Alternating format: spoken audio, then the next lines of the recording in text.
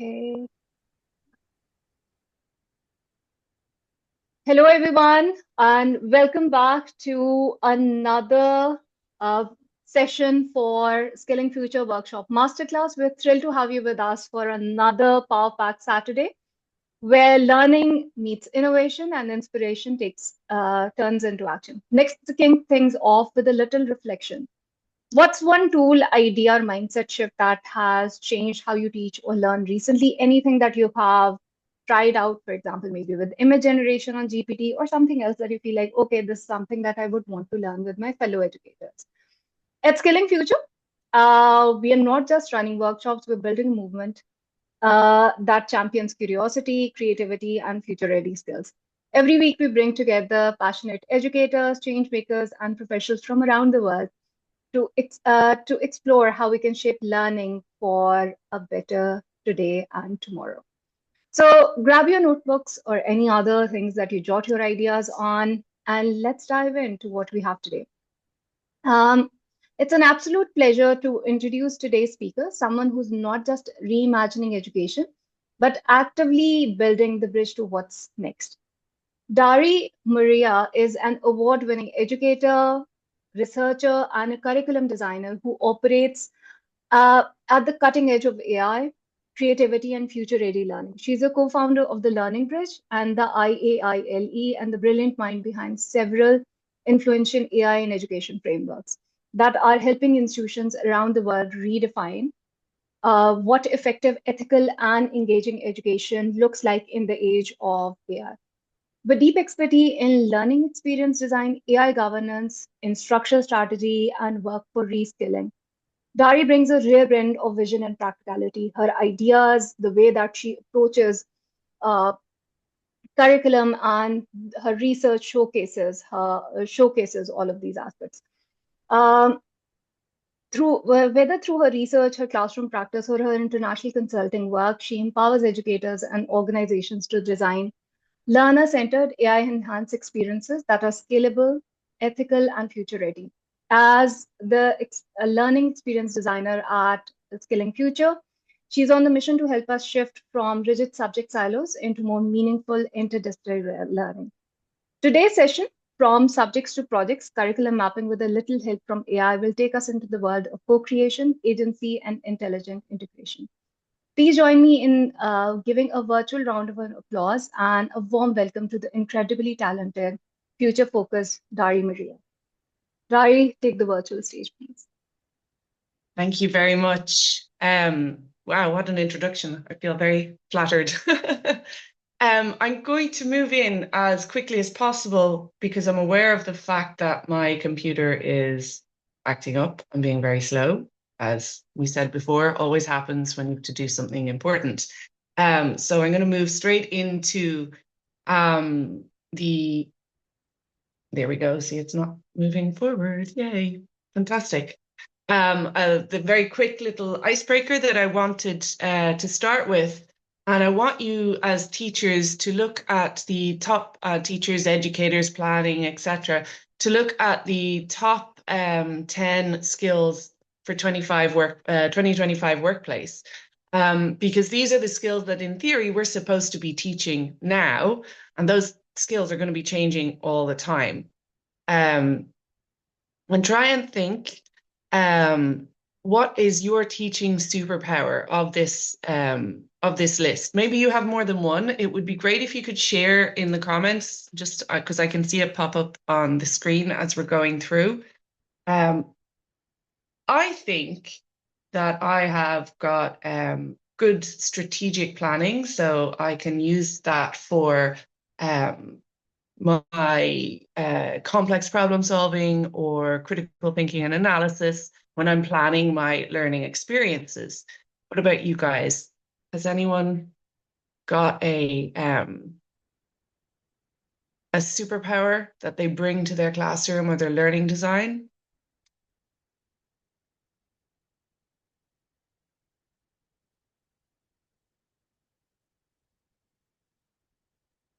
Okay, not seeing anything coming up in the chat. I'll move on. I'll imagine that some people have said that yes, they use technology or that they've got resilience planning, critical thinking, analysis, creativity, fantastic. Um, I would say that, to be honest, one thing that we as teachers tends to happen is that we tend to kind of undervalue maybe the amount that we bring to corporate, for example. These are a list of skills that are needed in the corporate world. And a lot of teachers don't seem to recognize that much of what we do actually includes these skills. These are the so-called transferable skills. They change every year, but this is what we're bringing to the table as teachers.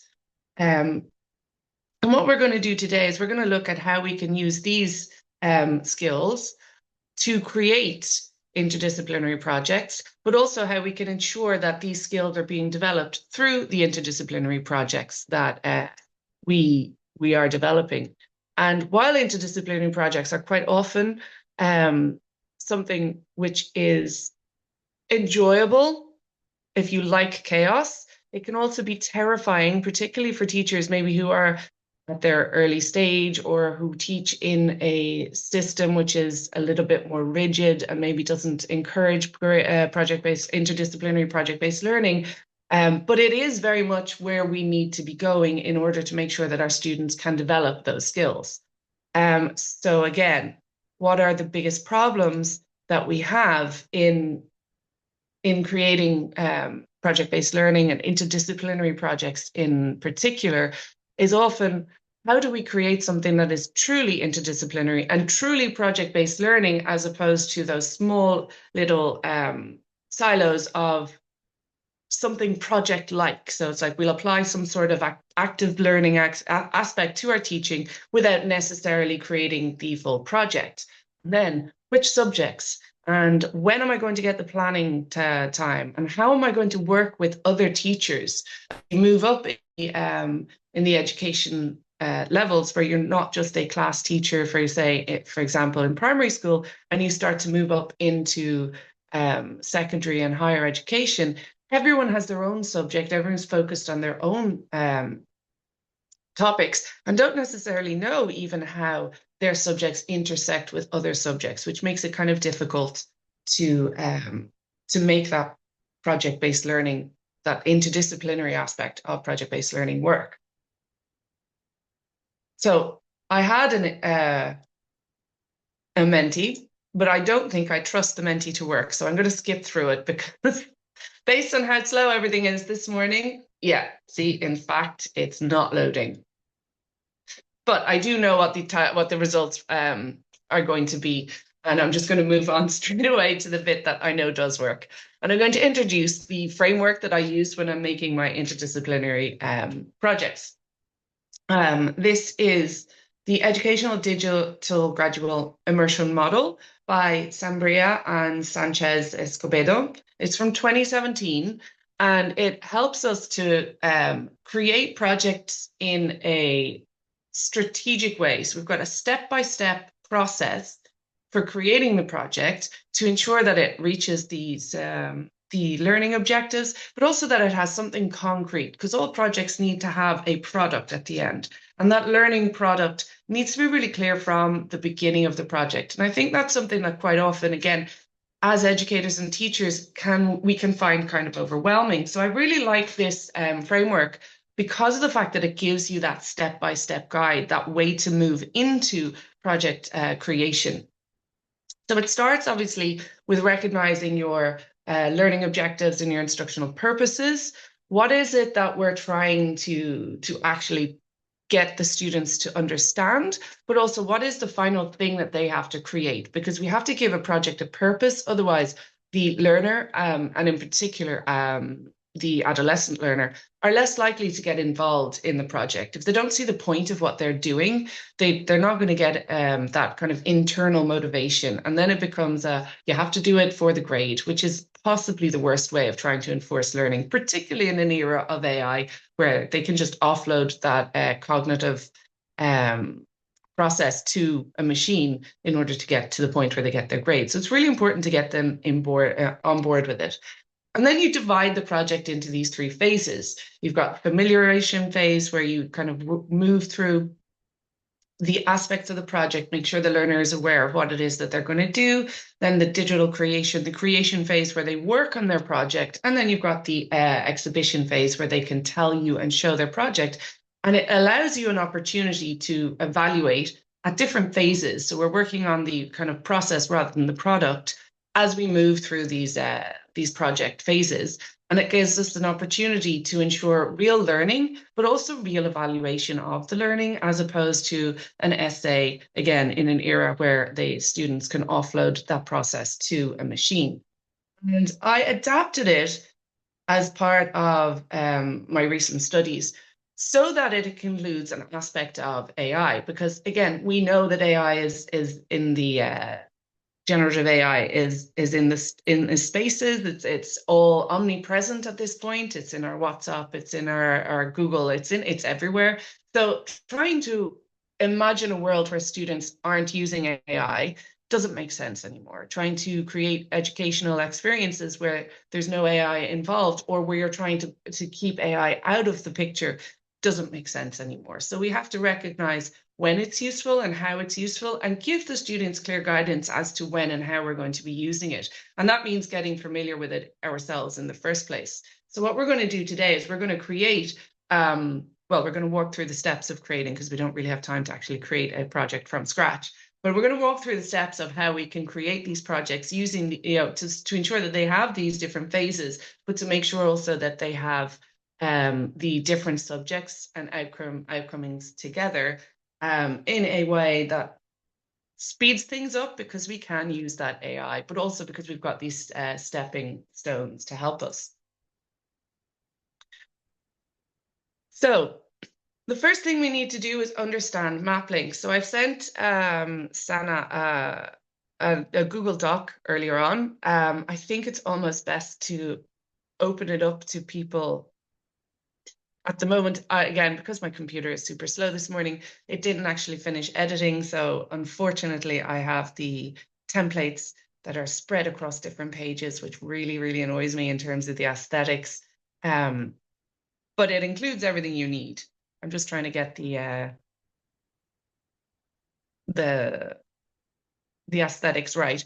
But if you can maybe drop the link, Sana, into I might have The to Google share it. document link, I'll share that. Yeah, I think I might, if you can just update you can't, because I didn't give you that. I'm going to open the iPad as well, just to be sure. The Google document basically goes through the different steps of what the map links structure is. And I'm just going to update the settings so that everyone can see. And as I do that, I'll walk you through the steps. So map link stands for mapping, alignments, projects, locate, intersections, network, knowledge, and strategically. So basically, we're mapping the alignments of the different subjects together, excuse me, so that we can create these projects, these interdisciplinary projects, with a very clear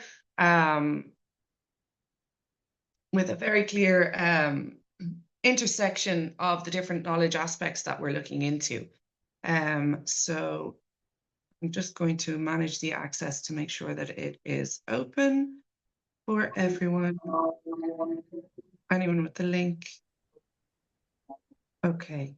You should all be able to see that now. If maybe you can have a few thumbs up just to make sure that it's open now, because I've had a few share requests. But I have updated the general access. But no, it doesn't seem to be working. Try again. Anyone with the link?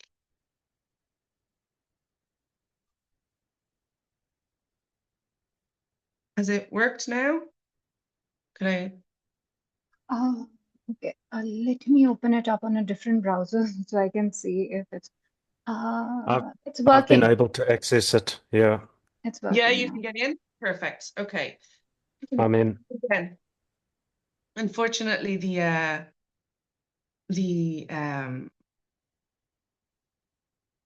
layout isn't fantastic, but it is what it is.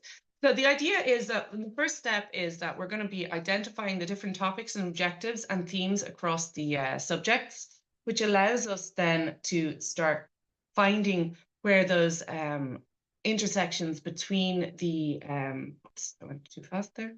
Where those intersections, sorry, between the where the subjects are, and the alignment. Then we have to make sure that there's an alignment in those within those intersections with the various curriculum standards and learning goals. So it's very much a case of you take your learning objectives, you work with your 2 or 3 other subjects, whoever it is that you're working with for the project-based learning plan, and then make sure that you know that you've got your alignments for the school curriculum or these the exam board that you're working towards, and you kind of try and map them out together in order to make the disciplinary projects that align with your learning objectives, the learning objectives of the other teachers, and then maybe the exam boards. And the reason why we can do this is that what we're focusing on is maybe offloading where there's overlap. So for example, I teach geography in middle school and in high school. And just in a conversation over coffee, I discovered that both myself and the science teacher, who also teaches in both the middle school and the high school, teaches some of the same topics that I teach at different points in the curriculum, but within the same year group. So we were talking about the grade 7 students, grade 6 students, for example. So the grade 6 students, I teach biosphere and ecosystem as part of understanding the world, when I work through the basics of geography and what is geography, and it's a study of, etc., etc. Whereas he teaches it later on in the year when he does an entire unit on biosphere and ecosystems and biology. I teach it again 2-3 years later as part of sustainability. So like there's an awful lot of overlap. So there's one connection, one intersection between subjects that allows us to maybe build a project around it. And then you've got the language arts students or arts teachers, the objectives of which are maybe produce an essay or produce a PowerPoint or produce a cohesive explainer. So if I want to talk to the maybe the science teacher and the language arts teacher and myself as a social sciences teacher and find an intersection, we have now found a subject that both of us teach. And we always complain that we never have enough time to finish our curriculum or a program during the course of the year. So if I offload some of my teaching to the science teacher, or he'll offload some of the teaching to me, and we offload some of that teaching through the topic of what we're looking at to the language arts teacher, that spares up some of the time in our curriculum for some of the other subjects that maybe we don't manage to do it. So now we've got 3 teachers working on the same topic, which means fewer hours per teacher on that topic, with the same objective at the end of the year. Create an essay or an explainer video or a presentation where the language arts teacher ensures that you move through the different aspects of the presentation that they're looking for.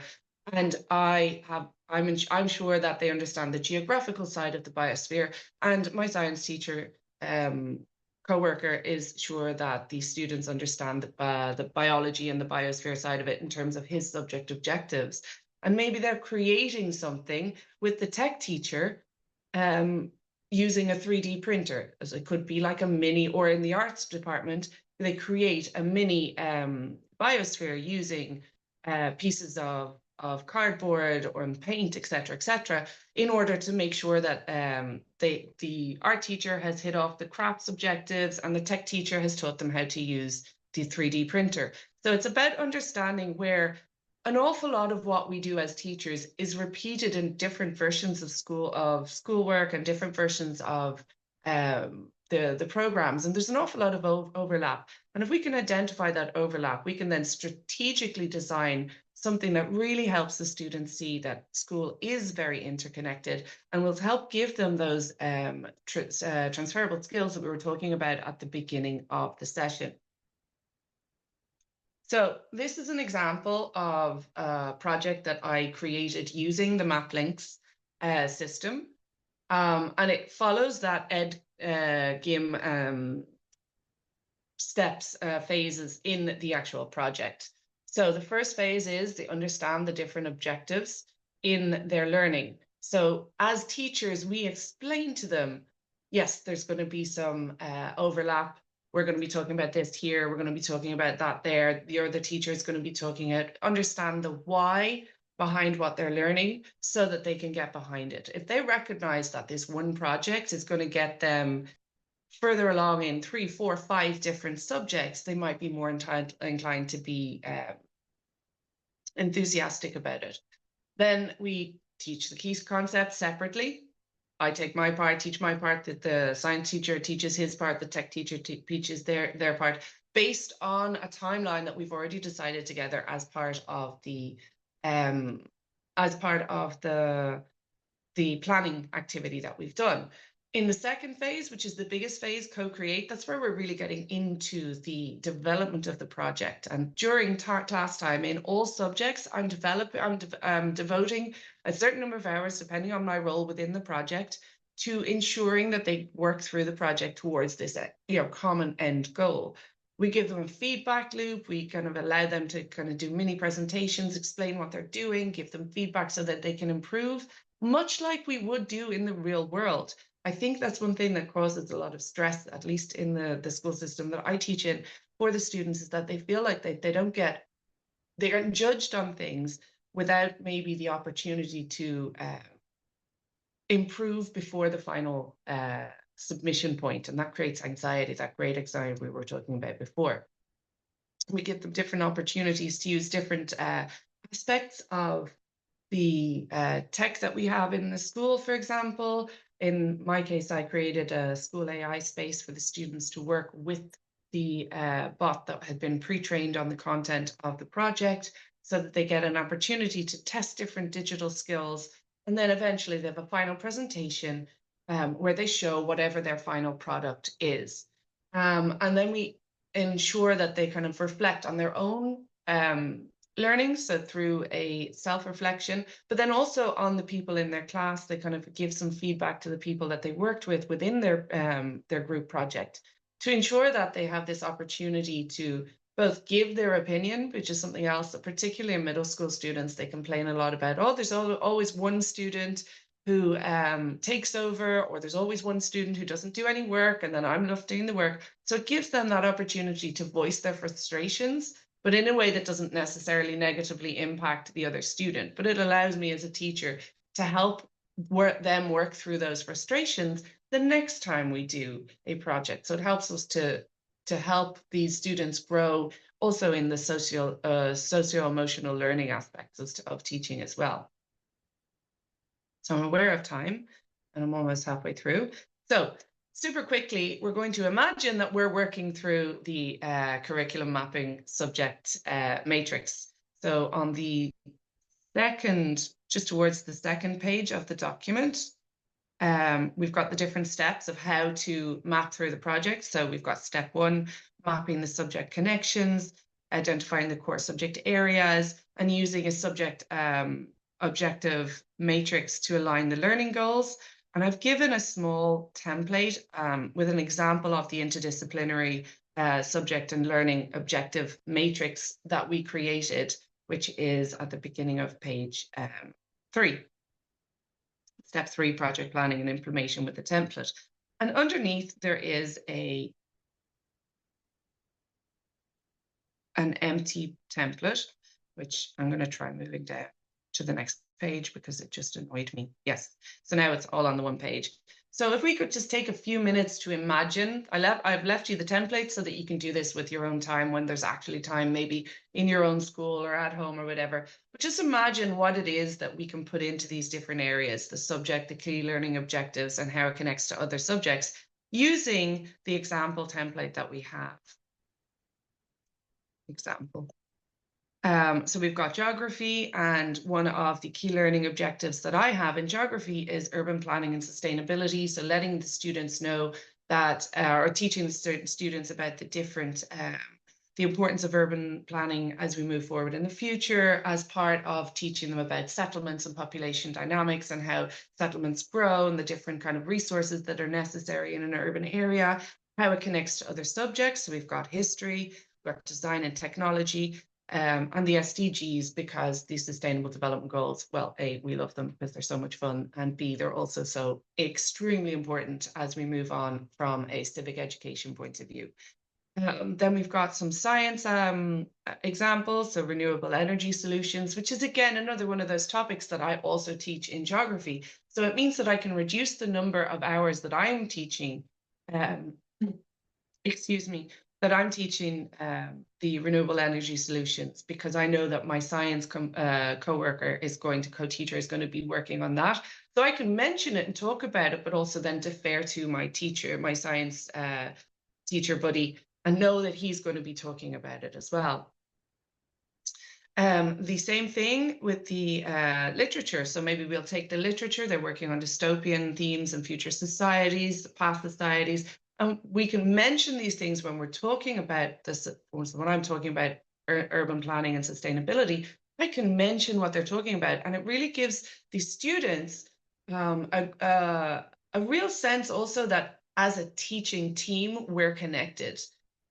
Which is also something that I think they try to, particularly because, again, I teach in middle school and junior high, they tend to try and play on what they seem, if they see like the disconnect between teachers. So giving them this constant discourse of, no, we're actually all in this together and we're all working on it together, I think is also a really useful part, kind of byproduct, unpredicted, like I wasn't planned, but it comes out as a byproduct in this.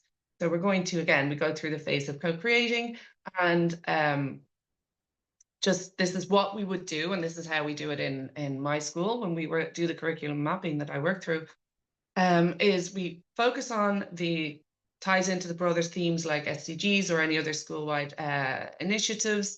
And then what we do is we make a big giant version of that template that I've put in the document, and we get our post-it notes, and we just start putting our post-it notes down in different places to create like a literal mind map with all of the different learning objectives that we have, so that we can then start grouping them together into different places. I had wanted to do an online board with and walk through this activity, but then when I tried it out with some of my colleagues just to see how it would work, I realized that it really just isn't possible to get into a 1-hour workshop. So maybe that's something for future plan when we maybe have a little bit more time. And then you create a matrix and to identify the key overlaps in the project. And because, as someone commented earlier on, finding the time to sit down together and to do all of this is usually, we never have enough time. In the example case I'm going to show you, we had a 40-minute break in order to do this mapping. So we managed to get the groups together, but we didn't manage to actually finalize the concrete plan. Exactly, Warren, that's the point. It is very time consuming. So what I did was I used AI to speed things up. So I got all the information that we had. I got some of the photos as well of the different kind of objectives that we had mapped out together. But I also got the school documents. Having gone through the kind of conversation in those 40 minutes, when we looked at these different aspects together in terms of what we liked, the intersections we liked, oh, that could be really nice, just as a brainstorming activity, I took all of that feedback and I went back to my best buddy at the moment, well, one of my many best buddies, and I tried to use the chat framework, giving the chatbot, so giving the AI team buddy that I was working with, who happened to be ChatGPT that particular day, the context and the history and the audience that we were working with. So I explained, okay, I'm working with my teachers. We're creating an interdisciplinary project. The audience is grade 7. The task is to try and merge all of these things. And I started working through, please work video. There we go. I started working through the different aspects of the project with it. And as you can see, it starts giving me information straight away. And then I kind of merge the list with the different objectives. So I'm uploading the objectives of the school, I'm uploading the topics, some photos from our conversation, the different aspects that the different subjects are working on. There should be a picture in there in this video somewhere of the actual post-it notes on the topic. In some cases, I just copied them. There we go. Oh, I'm going to go back. There we go. I'm just going to pause this for a second. So this, as you can see, no, it didn't work for me. It won't let me pause. There we go.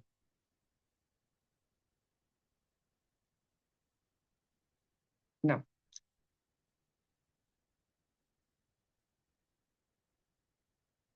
Bye-bye. Anyway, as we saw briefly in that very small glimpse, there is a photo somewhere of the giant map with the post-its that we worked with. And then we worked on making a subject ontology, which kind of, created this matrix links and all of these different aspects. And I copied and pasted things that we had said in our chat into the conversation. And it took me maybe another 20 odd minutes to work through all of these different aspects. And in the end, ChatGPT helped me create this wonderful cross-subject matrix, which we were then able to take back to the planning and say, okay, these are where everything kind of intersects and overlaps with each other. What sort of project can we now create in order to ensure that we have a genuine learning activity that creates a final product that we can evaluate in a clear way, that allows the students to participate with each other and work towards various kind of learning objectives before the end of the year. Bonus idea, because I am all about the student agency, is actually get the students involved. So maybe not with my grade 6 or grade 7, but by grade 8, I started to actually involve the students in the curriculum mapping activity and sort of help them identify their strengths, their weaknesses, and their interests. And it really helps with that internal motivation that we were talking about before. Teenagers from grade 8 to grade 10 in particular can be very anti-school and anti-learning. It's part of the age, it's part of the sense of futility of an awful lot of what they're learning. They just cannot see how it links to the real world. So allowing them that aspect of choice within the context. So obviously the learning objectives that you have, what they have to do. So each of us knows what our students need to be able to do by the end of the year. We also know what the difference is between the core information that they need to have and then that extra information that we can then work through and or discard and or focus more on and or focus less on. I mean, I don't know about you guys, but the book that is my basic go-to for my 30-week teaching year, where I have only 2 hours a week, so not enough at all, as we always complain, all of us, is like 400 pages long. There is no way I'm getting through 400 pages and 180 plus countries in a 30-week, 2-hour per week course. So I have to, by necessity, make some choices about what I keep and what I get rid of, what stays and what goes. So my thought was, why not get the students involved? Why not let them co-create with me? Why not do the student mapping, the curriculum mapping with them and give them flexibility within their topics and their deliverables? Which I did. And then the final phase, after you go through the whole co-creation with them and they work on their projects and everything else, you have to then exhibit the project. Now, it's going to ask you to upload a project to a tablet, but we didn't actually have time to work through the entire phase. So all I can do is show you in truth some examples from a project that I worked with the students on. It was a social and emotional learning project. This is my grade 9 class. And they worked through from a curriculum mapping all the way through to create what their final product was, which is in the middle there, Connected Voices. It's a website that they created using Google Sites. So again, it's low barrier tech because I'm using free version of whatever AI tools that we're working with. Google Sites is also a free version. So the students are able to work through these different project plans that they have, which is a really great way of ensuring that it's accessible no matter what sort of like school level and socioeconomic background you're coming from by choosing these free tools.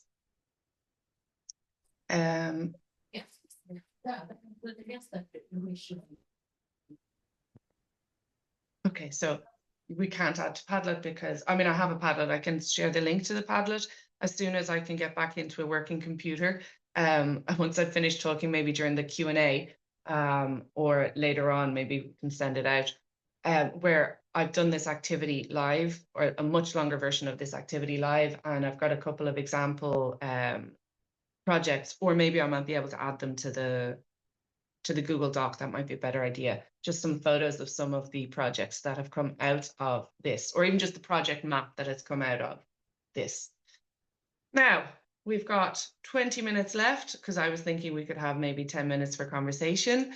I think I may have sped through that a little bit too quickly, but I think action planning is quite often the most important thing that workshops don't necessarily give us time to have.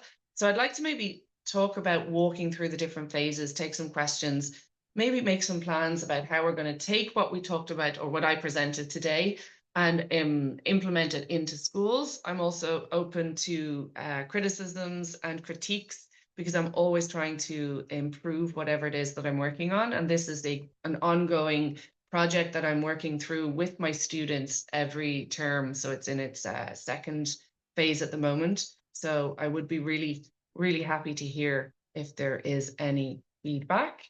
And yeah, let's maybe open up the floor for the next few minutes to see if anyone has any questions or would like to focus on anything particular from the presentation or from the worksheet. If we'd like to maybe try and do a live curriculum mapping in 10 minutes, see if we're able to do that, I am open to it all.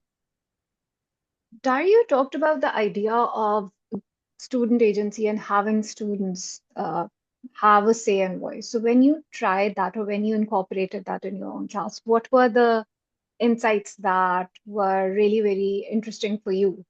How do students tend to take that opportunity to learn? The majority of them really, really loved it. I had a bit of pushback from a couple of the kids and from a couple of the parents. Funnily enough, because I designed this with kind of inclusivity in mind, and one of the reasons was because I have a few students who have learning disabilities, or I don't like using that word, but that is the word that they use here. They have special learning needs, so I've got a few students who are dyslexic, or I have a couple of ADHD students, and I've got dyslexia and ADHD in the family as well. And so one of the reasons why I like project-based learning is because it allows all of the students to be involved in some way, shape, or form. And I didn't expect the pushback to come from those students. So that was a surprising thing. But then once you started working through it, they could see how it was actually beneficial. So now I've got some of the students who would have been maybe at the beginning of the school year, my most demotivated students, who have taken a much smaller version of the project and started really owning it. And like, finding the thing that they're interested in. And then that pushes them to pay attention in the lessons, the content lessons, where we focus on things that maybe they're not as interested in. So I've got those 2 hours a week.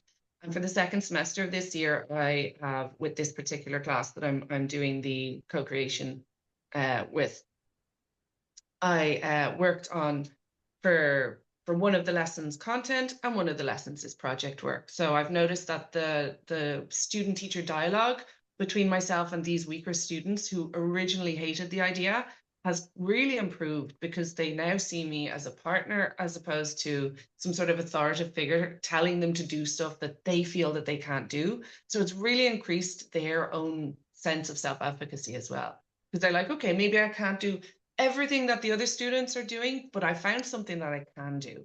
And it really, really helps them feel proud. And I think that's why the exhibition phase is so very important, because I'm not grading you on your exhibition. And that takes away the anxiety of actually standing up and giving a presentation.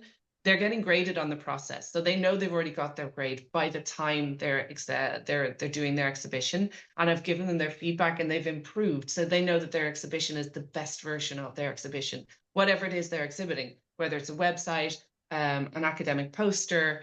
I have two podcasts and a TV show, an explainer video. I mean, they really went all out, and they used the tools that they have. Nobody bought any extra tools. So it's a really nice way of including digital literacy as well. I hope I answered the question. I tend to go off on tangents. No, that was no. Again, I think so. All as educators always want to know, okay, how is it that what worked for one educator? How is it that if we are applying in our classroom, what do we need to be? What do we need to be mindful of? And then you talked about that, okay, how there has been, again, there's definitely going to be pushback at times from students, and then they're like, okay, why do we need to, again, answering the why do we need to do it is Exactly, yeah. something that is important. Yeah, that, okay, why do we need to do this? Why this project, another project? And I can see that, okay, when you talked about the idea of co-creation, how students basically take ownership of their own learning, and then, okay, picking out tools, working on ideas that they want to work on. They were more motivated, and then they end up learning. They end up learning as well. So that has Exactly. been that I do think so is something that this the framework that you've showed can definitely work in the students' favor and for the educators as well. Now, with respect to the educators, when you guys are collaborating with one another, or again, the idea of, okay, definitely the idea of sitting down and then finding the time to look at our objectives, to look at the subjects that we are working on, how is it that then throughout the semester, uh, all of the educators who are part of this interdisciplinary project keep alignment with the objectives that you guys have set? So I think the important thing is having a really clear timeline involved in with like a set deadline, and making sure that every teacher is on board. And I think like the bigger project that we had planned this year became much smaller, because some of the teachers either recognized that they just didn't have the time within their curriculum, or were maybe less less inclined and less enthusiastic. And I think you really need to have buy-in from all of the teachers involved, so that the project doesn't kind of end up seeping into the part of the year that it wasn't supposed to be done. Because obviously, if let's say I'm the teaching the basic foundation information that is necessary for then the science teacher to take over, if that's the way we've decided to divide up the order in which we're teaching, let's say, the ecosystem section of our courses. If I don't teach the ecosystem course on day 3 of month 2, which is when it was planned, then he cannot start teaching his more kind of, detailed exploration of that topic in day 6 when it was planned. So I think keeping everyone in line in a very kind of rigid timetable, which means making sure that we all know what all of the different kind of school trips are at the beginning of the year. So it takes a really strategic plan, which is what the S in the MapLinks framework is so important. Like the strategic sitting down systems thinking approach at the beginning of the semester is really, really important. And that's why, again, as soon as you see that there's someone who's like, I'm not entirely sure, maybe saying, okay, it's okay, we don't all have to be involved. It doesn't have to have every subject that the students are learning. It just has to have 2 or 3 or 4 subjects that are really where the teachers are really into it, and that they're willing to ensure that they will stick to that timetable. And obviously, they're teenagers. There are these unpredictable things come up. There's, the last minute, whatever. There's the argument that you walk into on the day, and that just like someone's broken up with someone else, and there's no work happening because they've had an argument. communicating that to your team and saying, look, this thing happened. And unfortunately, I was not able to finish teaching whatever it is it was, which means that I'm not going to be able to teach it until next Thursday. So maybe we're going to have to move things on. Having a level of flexibility and making sure that the team that you've created of teachers involved in this project development, I think, is really important as well. Making sure that they know that they have to be flexible, because teenagers, in my case, I'm focusing on teenagers because that's the age group I teach, but anything can happen, life happens. So a level of flexibility, I think, is also very important. But you really do kind of have to approach it as though it was project management, like from a project management point of view, and using those systems, maybe even having a digital, shared digital document where the updates of, I've done that lesson, you can move on. Now, for educators that at times with project-based learning, this is one of the things that I've seen is that they think about, okay, how is it that we start? Because again, sometimes it gets overwhelming, picking up a big project and then starting off. And then Gary just talked about that, okay, starting small is the key. What would be your suggestion in this case that, okay, when we are starting off with something that's interdisciplinary, what could be a small step that educators can start off with and don't feel overwhelmed? And then they can see that, okay, what are the benefits of a, of a framework like this?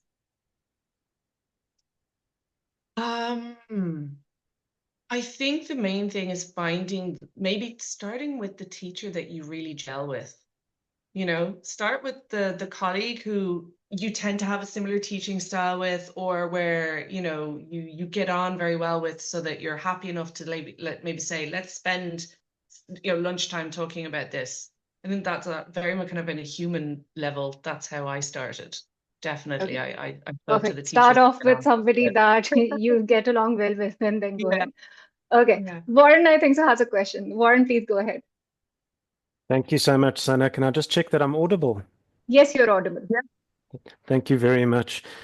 So, Daire Maria, thank you so much for the insightful presentation and the steps so far that you've discussed with the curriculum mapping. I'm just curious to find out, so let's say, for example, that you start small, you have your initial meetings with your teachers that are on board with the interdisciplinary project. I'm just wondering, from a project management perspective here, how do you manage change? So, for example, you get to maybe day 3 or 4 or week 3 or 4 of the project, and maybe one of the teachers comes and says, you know, this actual outcome is not something that I thought we were going to need it here as part of the project, but it actually turns out that they might need to only know it later, or it's maybe undergoing an industry change. There's a change in rules or a change in requirements for when these learners or students eventually pursue the career. We actually don't need it now, so we can sub it out and put something else in. Is it perhaps too late to make those changes, or is there enough flexibility in the project to maybe change course, inform the students, inform the learners, inform your colleagues that are on the project with you? How do you manage that dynamic or change? Have you experienced it in your own teaching practice, and how have you managed it? Thank you. There's loads of questions in there. Really good questions, actually. I'm going to work backwards from how have I handled it in my own teaching practice. Trump took over my geopolitics course this year, essentially. The things that we had planned, I had planned to finish up the year talking about sustainable development. I usually start the year on sustainable development and end the year on sustainable development. But with everything that's going on, and the fact that I had taught some kind of the economic side of things, and I was teaching globalization as part of the grade 8 course, his tariffs have literally took over the last like 5 or 6 lessons, which really kind of, you know, slowed the process down. And I then just rewrote the last 2 lessons of the year to make sure that I can have that kind of, you know, digital, the digital impact on sustainability, instead of being 5 weeks, has become 2 weeks. So again, ensuring that the teachers that you are working with, particularly in the first small one, are adaptable and are willing to make those kind of pivotal changes at the last minute, I think is really important, particularly when you're doing the first pilot project. once it becomes, I think, systematic, once enough, maybe like the first year it was me and two other teachers. The second year, maybe we get a third teacher in. But I think, again, the exhibition side of things also from us teachers is super important, because if at the end of the year I can show my teaching teams and all of the staff who are working in the school, look, we did this really cool project. Yes, it was difficult. Yes, there were problems. Yes, it got sidelined by a change in something or other. And this is how we adapted. But look how happy the students are. Look how motivated they are. I got feedback all the way through. So like part of their assignments, they had to give me feedback. So I know exactly how they felt about the different phases in the project. And in my next iteration next year, change it and update it and stuff like that. So I think those are the aspects, making sure that the people you have are willing to adapt at the last minute, particularly in the first couple of years. Then once this kind of, this culture of project-based learning kind of develops within your institution, I think there's more of an expectation of people to be flexible, and therefore you'll have fewer moments of those people coming going, oh, I'm not willing to do this anymore. I don't know what to do. I'm in a complete panic, and more likely to be able to then help pivot with you and just say, okay, this happened. Let's figure out together how we can move on and make sure that the project is still a success. That is extremely helpful. I wasn't even thinking on a macro level in your case with the funding changes coming to the Trump administration, but this is a really good example. So thank you very much. And it's given me a lot to think about. Much appreciated. Thank you. That was a great question. Shahida has a question, and then she says that, okay, what are tips for schools having low budget for PBL resources?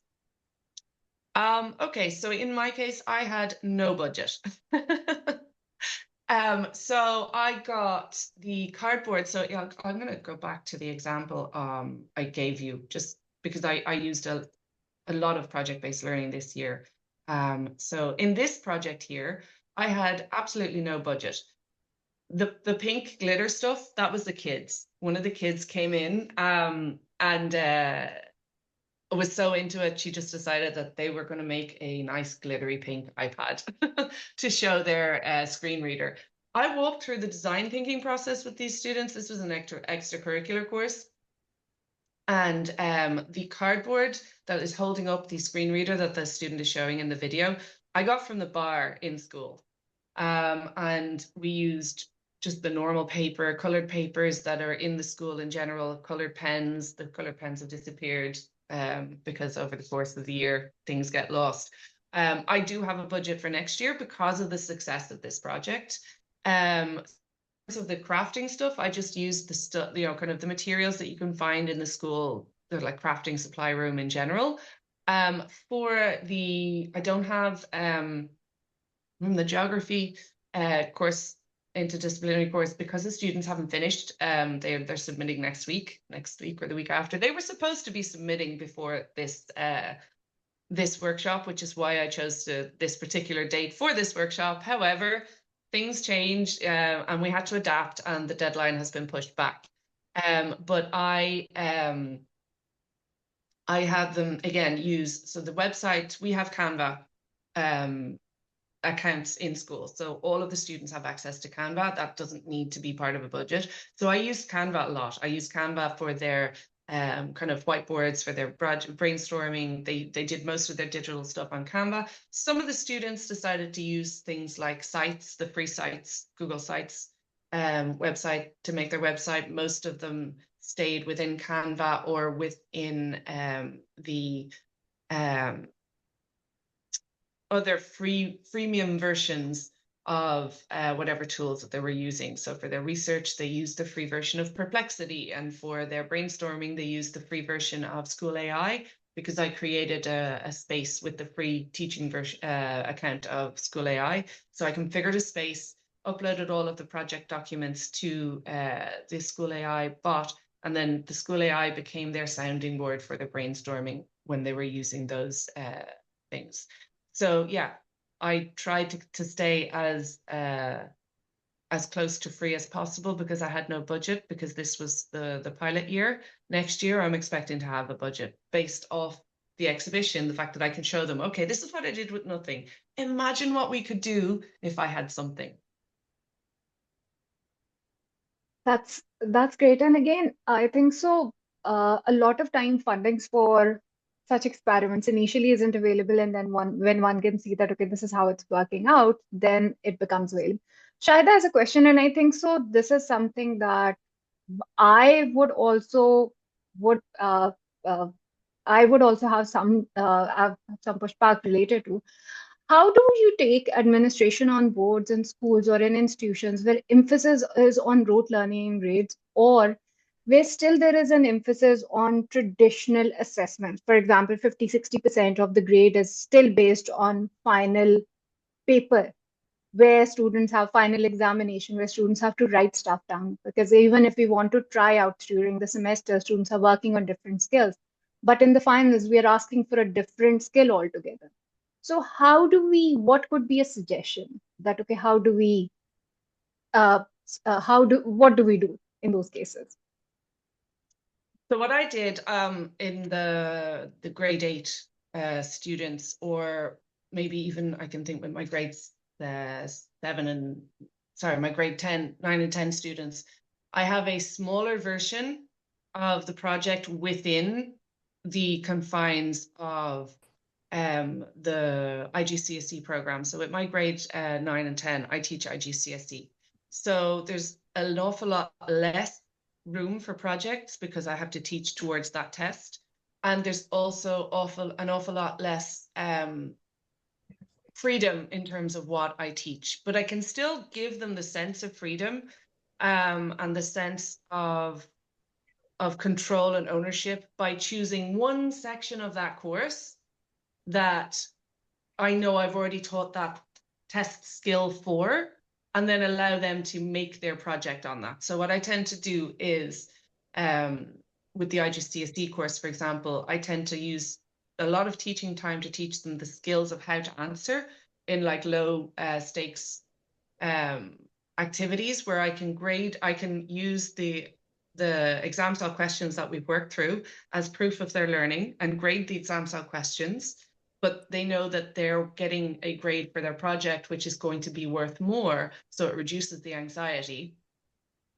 But I still have enough of those, and it means that I can do more of those exam style questions because they're like, but I know I've got the project which will sort of save my grade, for example, particularly for the students who are worried about the exam style questions. So by having done like maybe like 5 or 6 exam style questions during the course of the year, I can then take that to the board and say, okay, look, I'm doing the exam side of it, but I'm also doing this project because it helps tie in with the other aspect of the course that we don't have time to do because we never have enough time, or that ties in with their exams that they're going to have to do in 2 or 3 years. So I'm giving them the skills in advance. So I tend to try and look again strategically, systematically across their whole learning so that I can find places where what I'm doing now links in with what they're going to need later, even if it's not entirely tied to the exam board or the exam style thing that I'm teaching. In my case, it's easier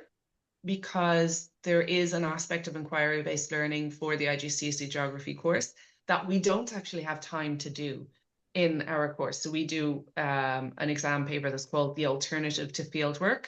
So I can then say, look, by giving them that freedom to create their own project, I'm teaching them how a project is created.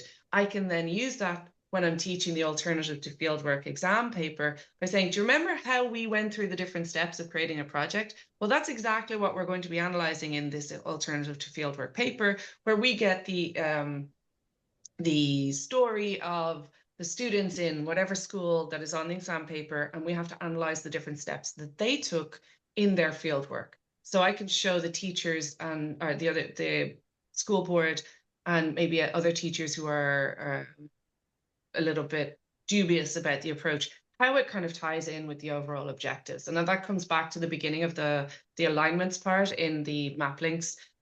Finding and identifying those alignments are really important when it comes to trying to talk to the board or the heads of school or the heads of department to make sure that they recognize what I'm doing is not just me going off and having fun with tech. It's not just me going off and having fun with markers and crayons and coloring pencils, but there's actually kind of, you know, a process to the different phases in the project, and an objective that aligns with the exam board or with the end of year tests or the objectives of the school, whichever it is that is potentially creating problems or more rigid, because some systems obviously are an awful lot more rigid than others. So it's about finding that space. Yeah, there is that rigidity that at times there is, which is present in the system, and regardless of how you want to approach it, that element somehow cannot be addressed.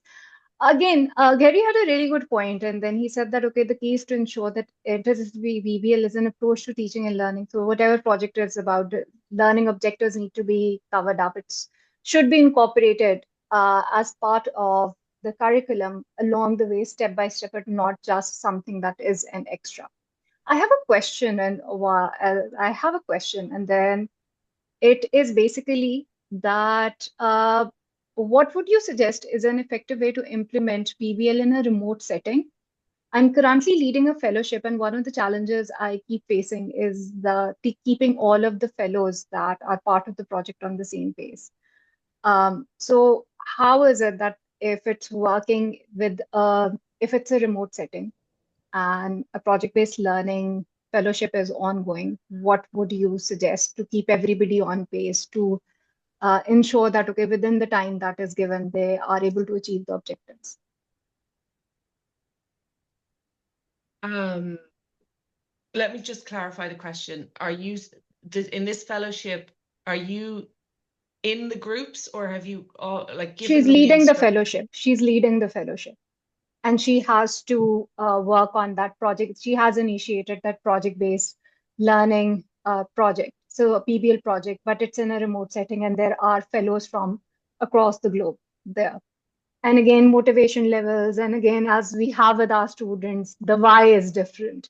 So in what way, how does one keep them focused?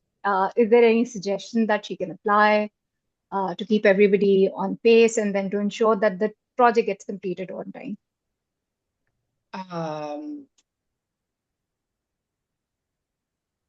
I think having interim deadlines has been useful for my students, giving them interim deadlines for the phases, like soft deadlines, saying, okay, you should have this done by this stage, and having a check-in with them at this point. In terms of, okay, we're at the interim deadline, this is what you should have been able to do. Let's see where you're at, see how I can help you if you're not quite there yet, see if we can identify together in an offline, or sorry, an online setting where people are from different time zones. I think it starts with backwards design. I think making sure that you've got people in the groups that are in the same time zones, or within reasonable distance time zones. So you're not going to put someone in Europe with someone in Australia, you know, because it can make it difficult unless these people maybe want to work together, and then they're willing. But like that would take, again, the very motivated students would be willing to say, okay, I will work with someone who is on the other side of the world, making sure that I will stay up late one day and she'll get up early, and vice versa, because we're so into the project. But what I can do is maybe give insight as a student in an online situation, because I completed another master's last year. I just graduated in an online interdisciplinary setting, and I did actually do a project. I'm based in Rome, and I did a project with a colleague from the course who was in China, in Shanghai, and we used to have regular kind of catch-ups once or twice a week in the morning. So it might be my morning, I'm on my way to work and she's on her way home from work, or she's cooking her dinner or whatever, just a quick kind of WhatsApp call or whatever. As well as that, in another project, I realized quickly that at some point, and I think maybe that's something that needs to be said at the beginning, is that you're going to have to be flexible And, you're going to have to find compromise. And at times that could be a case of one person being willing to give up the dinner or, to get up the extra hour earlier or whatever. And I think setting that understanding up, creating norms from the very get-go before the project starts to make sure that everyone knows what's expected of them and allowing them that time to raise problems. So let's say getting in touch with the professor and say, okay, so yeah, I've been put in with person X, Y, and Z. I noticed they're in a different time world. I don't know how we're going to be able to communicate. Is there a possibility to work in a different group, or have you got any suggestions for digital tools that we should be using? And maybe you, as the teacher, you could create kind of that digital document and kind of go in and send meetup conversations or create a board setting. I think there are an awful lot of digital tools that allow for project management, and understanding as teachers, understanding those different tools and how they work, and then being able to apply them to online at distance learning teaching situations is really, really important, because it really gives the students that kind of sense of security that you know what you're doing and that you're there and that you're helping them. And then again, that will help with any potential issues, because you can also see what they're at, and you can see, oh, okay, I've seen that team 2 on board number 2 haven't really done very much. Maybe I can send a little email saying, hey, I've noticed that you've not really done very much, and the interim deadline number 3 is approaching. Do you guys need to talk? And sometimes even just that little kick up the ass that the teacher gives through a digital nudge can really make the difference within the project dynamics, the group dynamics. You've talked about very practical ideas, and then I worked on a project last year, and then when we started off as a team, and again the third member we didn't know about very well, and then we were asked to draw a partnership contract there. That okay, what are going to be our norms? How is it that? And then yes, working in projects or working in teams, we do need to from the onset also realize there are going to be conflicts. But if it's not in the start, somewhere in the middle, it's going to come up. So we would have to keep that space open for us looking at where everybody is coming from and also understand one another's work style. If somebody would have a work style that works, they'll work somewhere really at the end. Somebody starts really from the start and then they're like, okay, why isn't everybody else working? So again, working with one another's work style takes a little bit of time. And then maybe at times that element of time also isn't available. Do we have any other questions? Dari, this has been a really wonderful session. I really enjoyed getting to know your insights and your ideas about how this can be implemented again at a smaller level. How is it that we can work towards integrating different subjects, incorporating AI as part of the workflow, and then ensuring that how we can help our learners have agency and voice as well. Your the questions that our audience has asked, and along with that, the insights that our audience has provided definitely has given more avenues in terms of what can be explored. I do hope that as your students work on the projects and complete them, you share them on LinkedIn, so we get to know that okay, okay, how is it? What does the final product look like? So that we get to see that okay, this is where and what were your insights? Because again, I think so as educators it's this is where we get to see that okay where how we can learn from one another. This is what worked for me, this is something that didn't work out, and going forward this is what I'm going to change. So I really hope that as we move forward, some of our educators are going to apply that the wonderful document that you have provided in terms of how it can work out in their setting. And we are going to see more of the elements of your project. And if anyone else is also applying this framework, we get to see your insights as well. So thank you so much, everyone. Thank you so much, Dari, for this amazing workshop. Yeah, I'd love that. If anyone takes this and applies it, I would love you to tag me on LinkedIn and let me see it's the only social media I really work. I'd give the other tag handles, but there's no point. I never check them. But yeah, on LinkedIn, I'm very active, and I would really love to see anyone who is using any of these ideas or frameworks in the future, tag me, let me know what you're doing. I'm sure the projects that my students are working on this year, I'm over the summer will be, when I've got some time to think properly, working on creating some kind of sort of like showcases of some of the work that we've done and some of the insights once I start analyzing the data and the feedback that they give me. So yeah, definitely I will update you all on the outcomes. Thank you very, very much for having me. Thank you so much, everyone. Thank you so much for joining us for today's session. You've been a wonderful audience, and thank you again, Dari, for this amazing workshop. Looking forward to having you again in a couple of weeks. Thank Thank you you. very much, Bye, everyone. everyone. Take Bye. Have a care. great See you weekend. guys soon. See you guys next week. Bye. Take care. Bye, everyone.